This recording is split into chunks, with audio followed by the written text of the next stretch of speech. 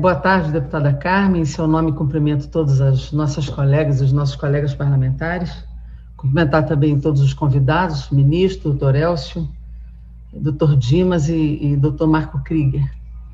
Em primeiro lugar, eu queria parabenizar o doutor Dimas, né, pela contribuição que já dá ao Brasil com as vacinas Coronavac, e que fez o convênio com a China, apesar de todos os pronunciamentos do presidente da República contra esta vacina, né, os pronunciamentos do governo brasileiro que fez contra a vacina chinesa, né, dizendo, inclusive, que não ia adquirir a vacina,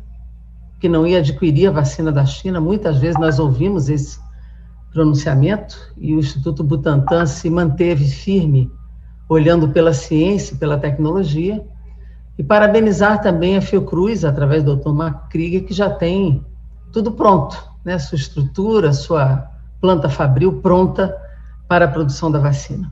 Então, nesse momento, acho que o Brasil começa a enxergar a esperança e uma luz no fim do túnel em relação à vacina, mas, ao mesmo tempo, vê um intervalo entre essas doses e ainda a falta de prazo e uma perspectiva em relação às outras vacinas. Então, esse é um problema, né? Essa é a insegurança da população. É por isso, deputada Carmen, eu quero parabenizar a realização desta reunião.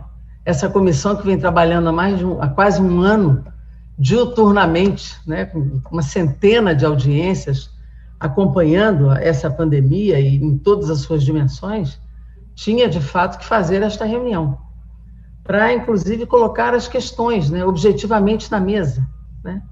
E aqui vem, doutor Elcio, o senhor que foi o primeiro a falar, e eu queria já colocar algumas questões assim muito concretas, né?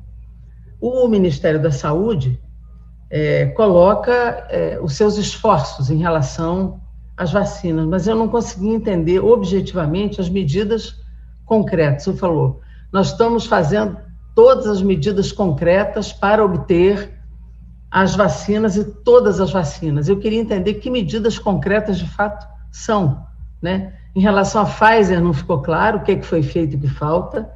Em relação à vacina da Gamaleya também não entendi o que falta e o que foi feito, né? Em relação ao Butantan, quando o doutor Dimas diz, até agora não sabemos se teremos a encomenda de mais 54 milhões de doses. O que falta para compreender a necessidade desses 54 milhões de doses para o Instituto Butantan? A prova de que a vacina é eficaz e segura? O que falta? Se há necessidade do povo brasileiro de mais 54 milhões de doses, nós precisamos de 2 doses de cada vacina. Qual é a dúvida? Por que o Ministério da Saúde ainda não encomendou do Instituto Butantan para fazer essa reserva de vacinas, para que a gente possa reservar matéria-prima da China? Então, assim, por que ainda não fez, né? Essa é também a pergunta. E eu gostaria também de perguntar 2 coisas ainda. A campanha publicitária, que o deputado Aliel já perguntou, diante de tantas fake news que são produzidas em parte pelas falas do próprio presidente da República, e por que a gente ainda mantém, já que o senhor é secretário executivo do Ministério, mantém ainda no site do Ministério da Saúde um aplicativo chamado Tratkov, que, por critérios absolutamente não técnicos, indica um kit Covid. Se for um bebê de 10 meses ou se for um adulto cardiopata, o protocolo de medicamentos é o mesmo. Isso é criminoso. A gente precisa entender por que existe isso ainda na página do Ministério da Saúde. Então, eu queria compreender ainda, se o senhor ainda não viu, por favor, procure para a gente ver se isso está lá ainda, porque precisa ser retirado da página do Ministério. Em relação ao Ministério de Relações Exteriores, para finalizar, deputada Carmen, o ministro, num tom diplomático, que é a sua formação, diz que nós estamos com tudo certo em relação à China, né?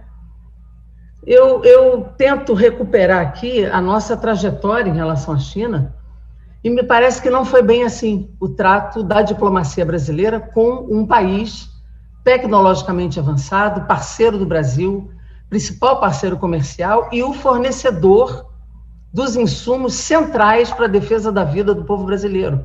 Até aqui, tudo que o governo brasileiro fez nas relações diplomáticas com a China não foram no trato da diplomacia correta. né, muitas agressões da família Bolsonaro e muitas vezes não tomadas com... Vou fechar, deputada Carmen, não tomadas com a devida proteção das relações diplomáticas pelo Itamaraty. E eu fico perguntando assim, quem ministro? O senhor pessoalmente falou com a Embaixada da China no Brasil. Por que é que até agora não houve declaração pública do Itamaraty em relação ao apoio, inclusive, dos países, tanto da China quanto da Venezuela, em relação ao apoio que estão dando ao colapso da saúde do Brasil?